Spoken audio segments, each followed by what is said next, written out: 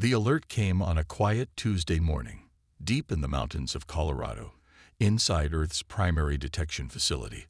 The sensors lit up like a Christmas tree. Officer Robert Miller stared at his screen, his coffee cup frozen halfway to his mouth. The energy readings were off the charts.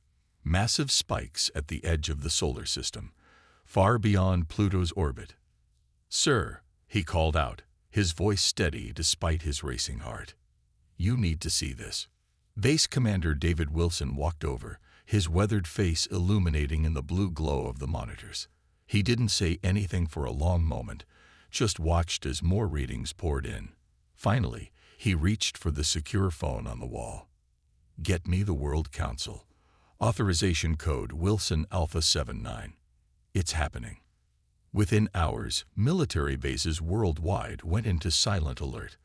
Underground facilities, hidden beneath mountains and oceans, powered up systems that hadn't seen full activation in over 200 years.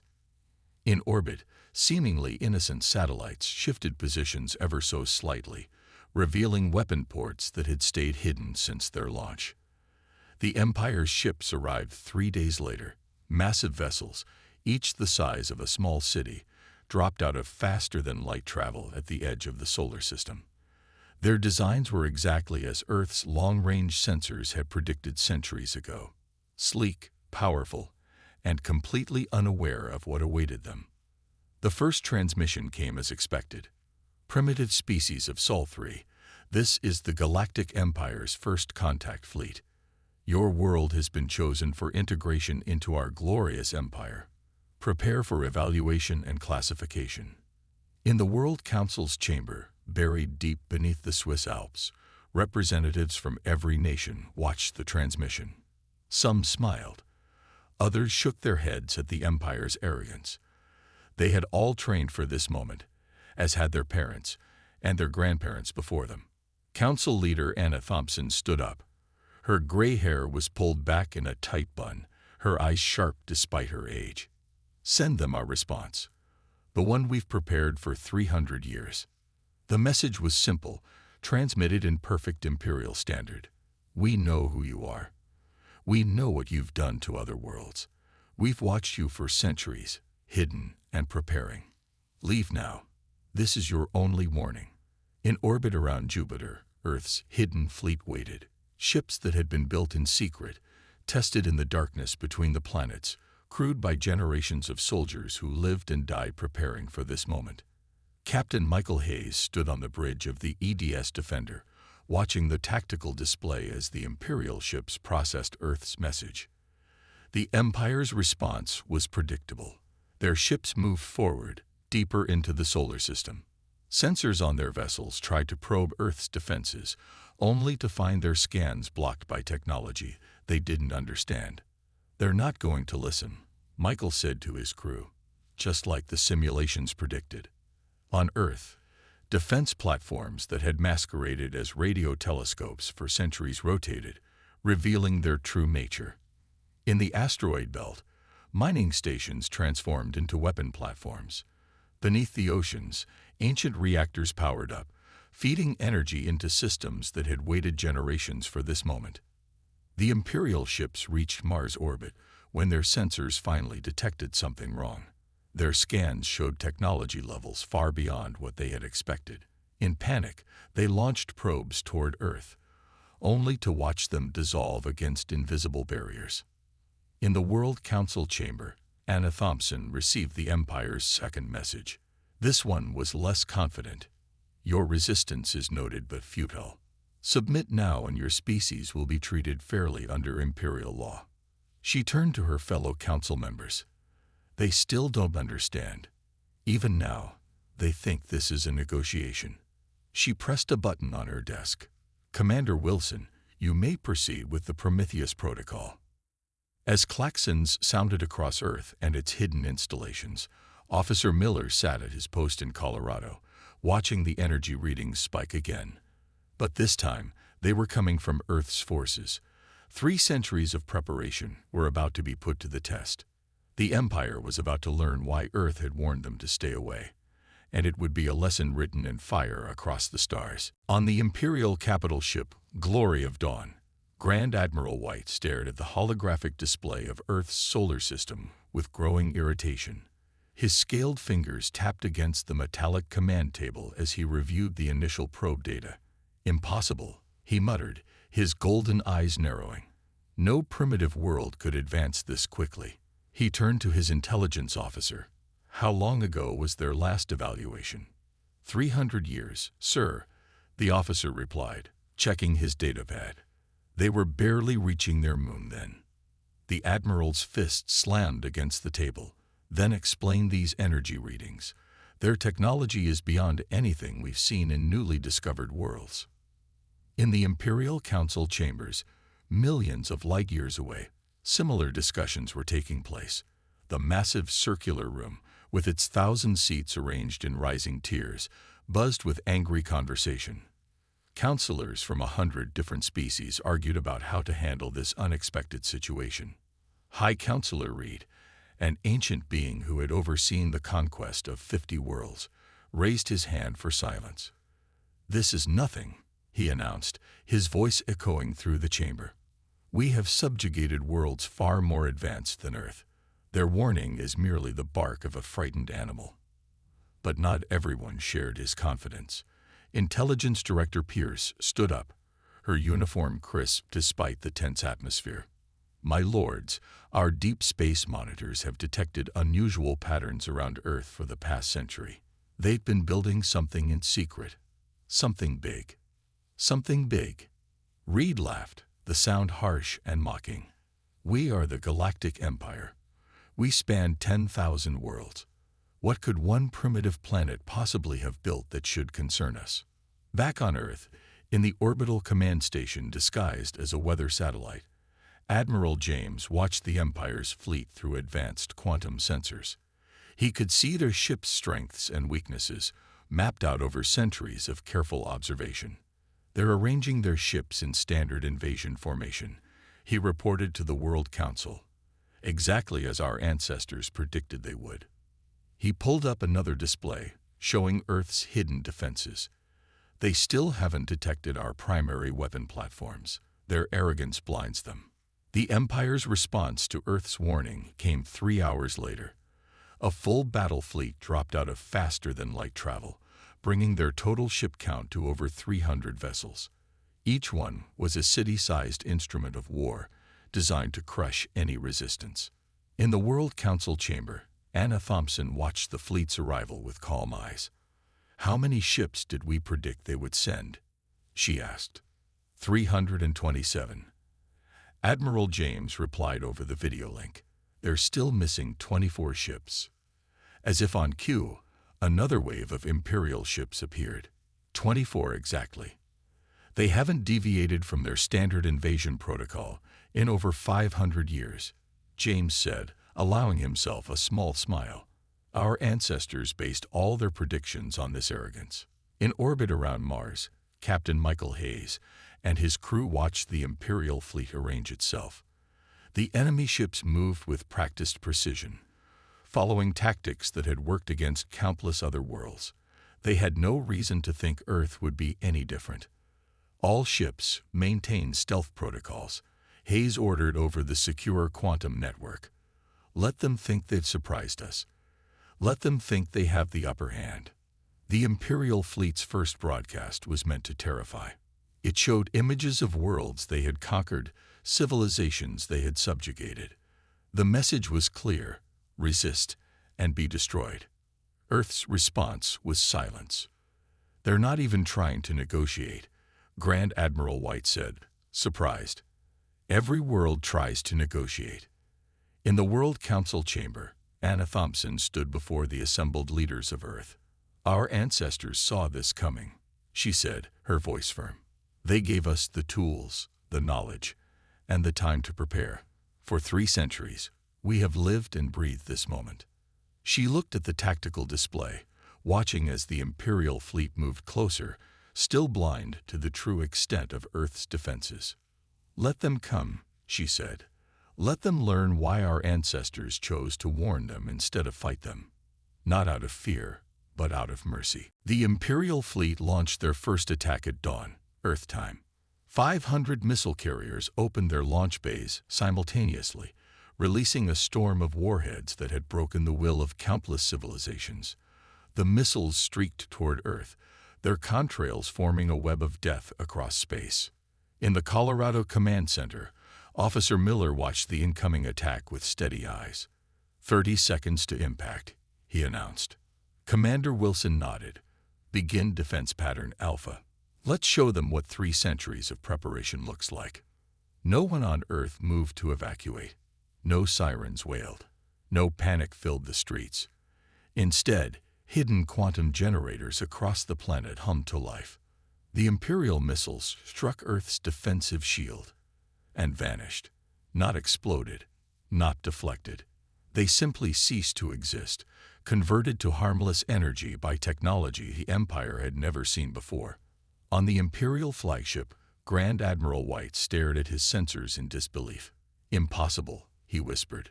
Launch the second wave. Double the payload. But something else was happening. All across the Imperial fleet, ships began reporting system failures. Their advanced targeting computers stopped working. Their shields flickered. Their engines sputtered. Status report, White demanded. His tech officer's face had gone pale. Sir, something's in our systems. It's like they've had 300 years to study our technology and develop the perfect countermeasures. That's when Earth's hidden fleet revealed itself, not with a dramatic uncloaking, but with a simple sensor ping that showed the Empire exactly what they were facing. Thousands of ships, not hundreds, had been hiding in plain sight throughout the solar system. Captain Hayes watched from his command chair as the Empire finally realized their mistake. All ships, execute battle plan Prometheus, he ordered. Remember your training. Remember why we're here. Earth's ships moved with perfect precision. Each vessel knew its target, its role, its purpose. They had trained for this moment for generations. Their weapons weren't designed for show or intimidation. They were built specifically to counter Imperial technology. The first Imperial ship fell in seconds, its supposedly impenetrable shields useless against weapons designed to bypass them. The second followed moments later. Then 3 more. In the World Council chamber, Anna Thompson watched the battle unfold. Send the message, she ordered. Throughout the Imperial fleet, every screen, every communication device, displayed the same words. We warned you. We gave you a chance to leave. Everything that happens now is your choice. Grand Admiral White ordered his ships to retreat, to regroup. But Earth's forces had positioned themselves perfectly, cutting off every escape route. The Imperial fleet's standard tactics, used successfully for millennia, were being countered before they could even be implemented. How? White demanded, watching another cruiser explode. How could they know our every move? The answer came from his tactical officer. Sir, these aren't random attacks. They've been studying us. Every weapon they're using, every tactic they're employing. It's all specifically designed to counter our technology. Even our emergency protocols are being predicted and blocked. In orbit around Mars, Captain Hayes directed his fleet with calm efficiency. Group 7 moved to Sector 4. They're about to attempt their standard flanking maneuver.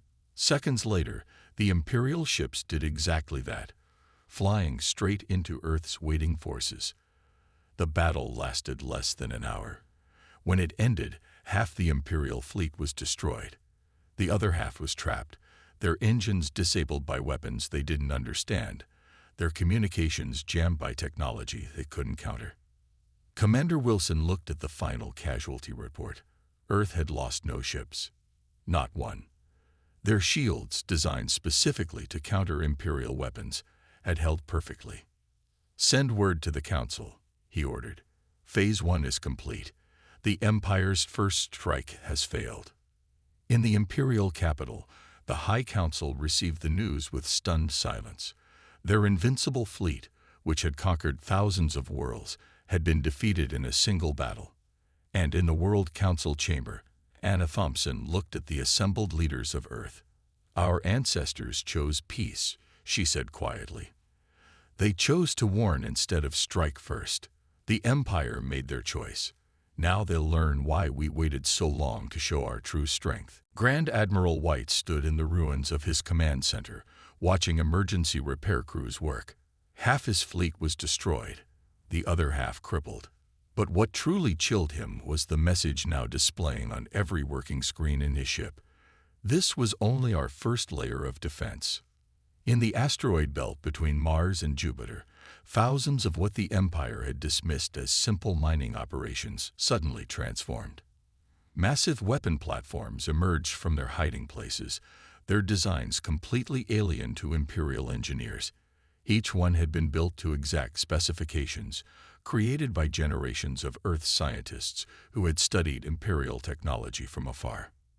Commander Wilson's voice echoed through Earth's global command network. Begin Phase 2. Activate the belt defense grid. The asteroid belt came alive with light. Energy beams connected each platform, forming a web of power that Imperial sensors couldn't understand. Their readings showed energy levels that shouldn't be possible for a primitive civilization. "Sir," an Imperial sensor officer called out, his voice shaking. "The humans. They're moving the asteroids." He was right. The weapon platforms weren't just weapons. They were gravity controllers, built over centuries in secret. Now they began to shift the entire asteroid belt, creating an impenetrable wall of rock and metal, guided by Earth's quantum computers. On Earth, in the deep underground facility beneath Mount Baker, Admiral James watched the Empire's confusion with grim satisfaction. "Send in the second wave," he ordered. "Let them see what else we've been hiding."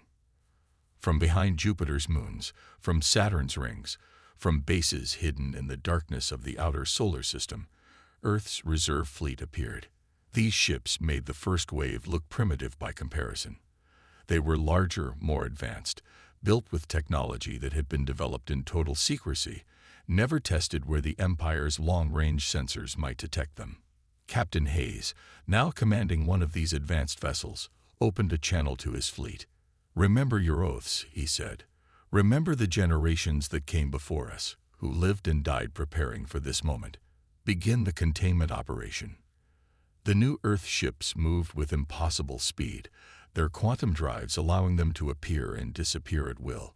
To the Empire sensors, it looked like they were everywhere at once.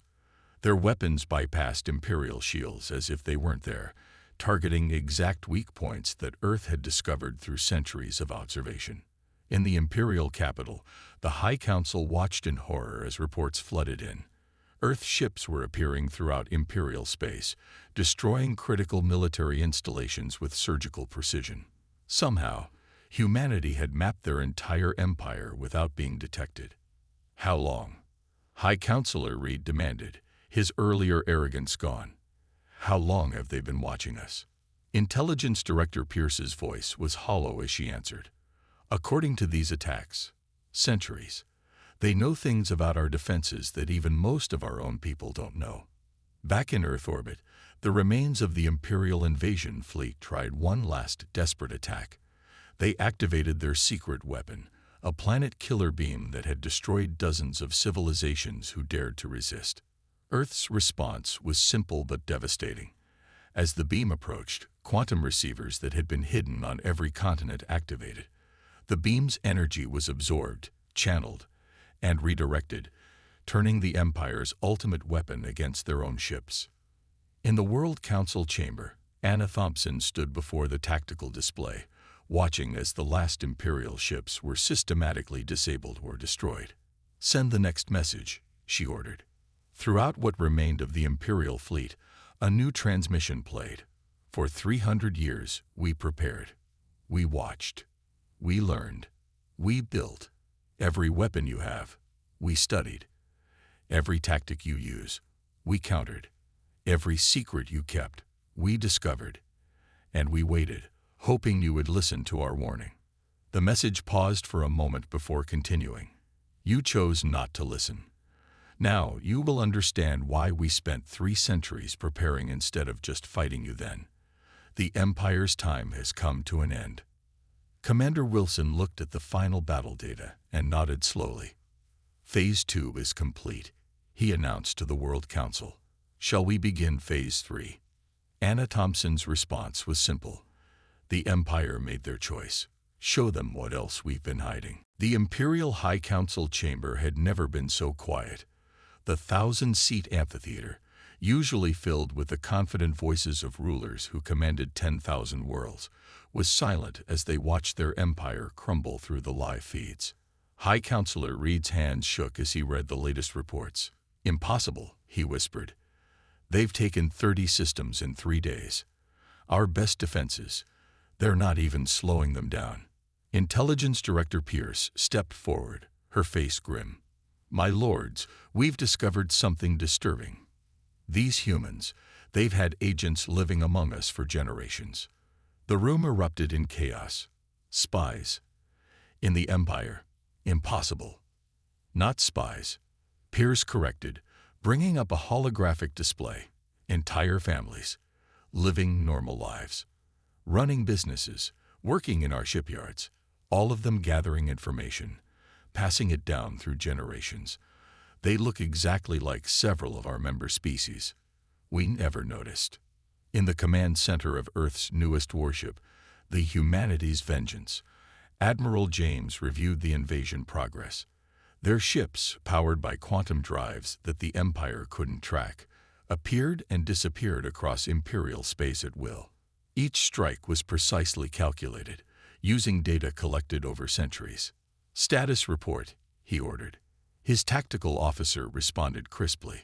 The Empire's trying to activate their automated defense network, sir. The one they think we don't know about. James allowed himself a small smile. Activate the override codes. Across Imperial space, defense platforms that should have protected their core worlds suddenly shut down. Emergency protocols were blocked before they could start. Backup systems failed to respond. 300 years of patient observation had given Earth every code, every password, every secret the Empire had. Grand Admiral White, now commanding the Empire's last intact battle fleet, stared in horror as his supposedly unbreakable quantum communication system displayed a message. We've been reading your mail for 2 centuries. In a hidden bunker on the Empire's capital world, the Imperial War Council gathered for an emergency session. They were the best military minds in the galaxy, commanders who had conquered countless worlds. Now they watched helplessly as Earth's forces systematically dismantled everything they had built. Our standard tactics don't work, one general said, his voice hollow. They counter every move before we make it. It's like they've had centuries to prepare, another finished. Like they've been watching us, studying us, learning everything about us while we ignored them. On the Humanity's Vengeance, Admiral James received a priority message from Earth. The World Council had made a new decision. He opened the communication channel to all Earth forces. All ships, prepare for Phase 4, he announced. The Council has authorized the use of the Timeline Protocol. Throughout Earth's fleet, hidden systems activated. The ship's quantum drives synchronized in ways the Empire had never imagined possible. Space itself seemed to bend around them. In the Imperial High Council chamber, the sensor officers reported something that should have been impossible. Earth's ships were appearing everywhere at once, moving faster than their instruments could track. Some seemed to arrive at their targets before they had even left their starting positions. They've mastered temporal mechanics, Intelligence Director Pierce realized, horror in her voice. All this time, they weren't just building better weapons. They were learning to manipulate time itself. High Counselor Reed slumped in his chair. Why? He asked nobody in particular. Why did they wait? If they had this power, why warn us at all? The answer came in a new transmission, broadcast across every Imperial channel, in every language the Empire used. We waited because we hoped you would listen. We warned you because we wanted to avoid this. Everything that happens now is the consequence of your choice to ignore that warning. In Earth's World Council chamber, Anna Thompson looked at the tactical display, showing the Empire's rapidly collapsing territory. Send the final warning, she ordered. Let them know what comes next. The message was brief, appearing on every screen in Imperial space. You have 1 hour to surrender. After that, we stop being merciful. The Empire's hour was up. No surrender came. From his command post on the Humanity's Vengeance, Admiral James watched the clock hit 0.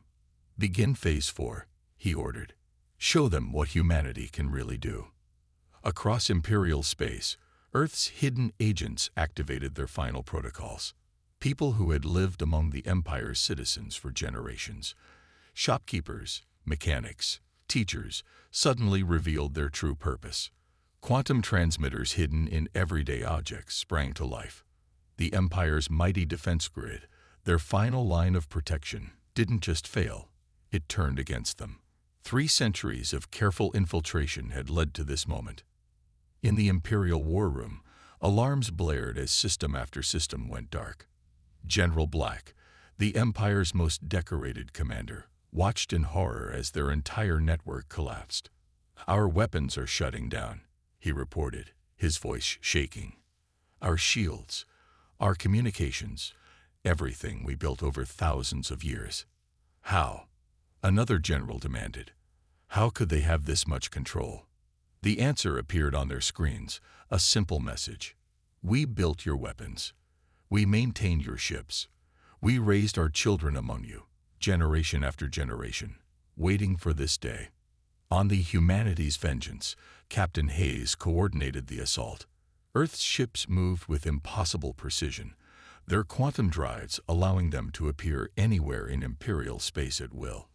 Each strike was calculated to cause maximum damage with minimal civilian casualties. Status report. Admiral James called out. Their primary fleet bases are neutralized, Hayes responded. Their production facilities are shutting down.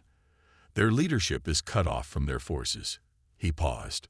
Sir, we're detecting massive energy readings from their capital world. James nodded grimly. They're trying to activate the Stellar Manipulator. The Stellar Manipulator was the Empire's ultimate weapon, capable of destroying entire solar systems. They thought its existence was their most closely guarded secret. They were wrong. In the World Council chamber, Anna Thompson received the alert. Activate Countermeasure Omega, she ordered. Show them why we let them build that weapon. Across the Imperial capital world, hidden quantum devices activated. The massive energy being channeled into the Stellar Manipulator suddenly reversed direction. The weapon didn't explode. It simply ceased to exist, its energy absorbed and redirected through technology the Empire couldn't understand. Intelligence Director Pierce watched from her office as the Empire's greatest weapon vanished. We built it, she realized. Somehow, over generations, we built their ultimate weapon exactly the way they wanted. But we built it to fail. Earth's forces moved methodically through Imperial space. Each strike was precise, calculated, destroying military targets while avoiding civilian casualties. This wasn't just a victory, it was a message. In orbit around the Imperial capital, Grand Admiral White made his final stand. He had gathered every remaining ship, every weapon the Empire had left. We still outnumber them, he told his crews. We can still fight. The response came not in words, but in action. Space itself seemed to ripple as Earth's quantum drive technology revealed its full potential. Ships appeared simultaneously at every strategic point around the Imperial fleet. Not dozens of ships, not hundreds, but thousands. That's impossible, White whispered. Their ships can't be in multiple places at once. Actually, they can. Came a voice over his command channel. It was Captain Hayes. We mastered temporal mechanics centuries ago. Each ship you see is the same ship, just at different points in time. We could have done this 300 years ago, but we hoped you would listen to reason. The Imperial fleet never had a chance. Earth's ships, each one existing at multiple points in time simultaneously, systematic disabled or destroyed every vessel in the Empire's last armada. In the World Council chamber, Anna Thompson watched the final phase of their victory unfold. Send the message to all Imperial worlds, she ordered. Throughout the Empire's territory, on every planet, moon, and space station, screens lit up with Earth's proclamation. Your empire is ended. Your military is destroyed. But your people will be spared. We are not like you. We do not destroy civilizations. We protect them. She looked at the final battle reports and nodded slowly. Prepare for Phase 5, she said. It's time to rebuild the galaxy. The Imperial Palace, built over 1,000 years ago to showcase the Empire's might, now stood silent. Its massive halls, once filled with the proud voices of conquerors, echoed with the footsteps of Earth's representatives as they walked toward the throne room. High Counselor Reed sat alone on his throne, watching as Anna Thompson approached. Behind her walked Admiral James, Captain Hayes, and Commander Wilson, the architects of humanity's victory. Their simple military uniforms stood in stark contrast to the palace's ornate decorations. You could have conquered us centuries ago, Reed said quietly. Why wait? Why warn us at all? Anna Thompson stopped at the foot of the throne. Because that's the difference between us. You conquer. We protect. Every world you invaded, every species you enslaved. We watched. We documented. We remembered. The chamber's massive screens lit up, showing images from across the former empire. Earth's ships were everywhere, not destroying but helping. They were freeing slave worlds, restoring devastated ecosystems, rebuilding what the empire had destroyed. Our ancestors made a choice, Thompson continued. When they first detected your ships approaching our galaxy, they could have struck immediately. Instead, they chose to wait, to prepare, to give you a chance to change. Admiral James stepped forward, his voice firm. For 300 years, we built our defenses, not just weapons, but solutions. Cures for the diseases you spread, repairs for the worlds you damage, help for the people you hurt. Reed's shoulders slumped. And our final message. The one asking for mercy. That's why we're here, Thompson replied. She nodded to Commander Wilson, who activated a handheld device. The palace's security systems, the ones the Empire thought were still secret, displayed a new message. Perish. Reed closed his eyes, expecting death. Instead, he heard Thompson's voice again, but not the way you think. The screens change, showing new images. Imperial citizens working alongside Earth's representatives. Former slave worlds being given advanced technology. Destroyed environments being restored. Your empire will perish, Captain Hayes explained.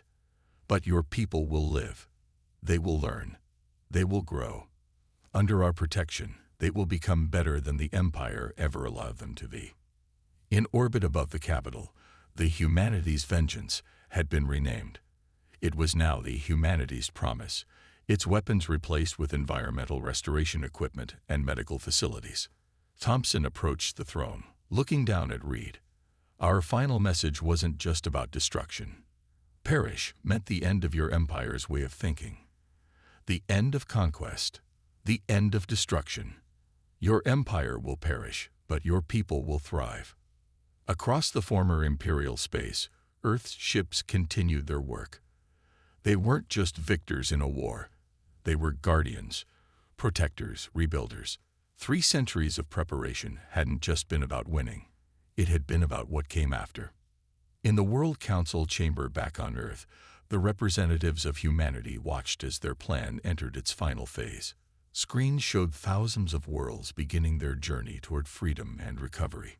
Send the last message, Thompson ordered from the imperial capital. The one we've waited 300 years to deliver. Throughout the galaxy, on every world the Empire had touched, a new message appeared. To all peoples of the galaxy, you are free. Earth stands ready to help you rebuild. We prepared for 3 centuries not just to end the Empire, but to help heal what they damage. Our warning was never about fear. It was about hope. In the throne room, Reed finally understood. You weren't preparing for war, he whispered. You were preparing to fix everything we broke. Thompson nodded. That's why we waited. That's why we warned you. And that's why your empire had to perish, so the galaxy could live. As Earth's ships continued their work across the stars, as freed worlds began their recovery, as former imperial citizens learned to live in peace, the truth became clear. Humanity's greatest victory wasn't in the weapons they'd built or the battles they'd won. It was in the 3 centuries they'd spent preparing not just to end an empire, but to save a galaxy. The Empire had ignored Earth's warning. Their final message had indeed been perish, but it was never just about destruction. It was about rebirth.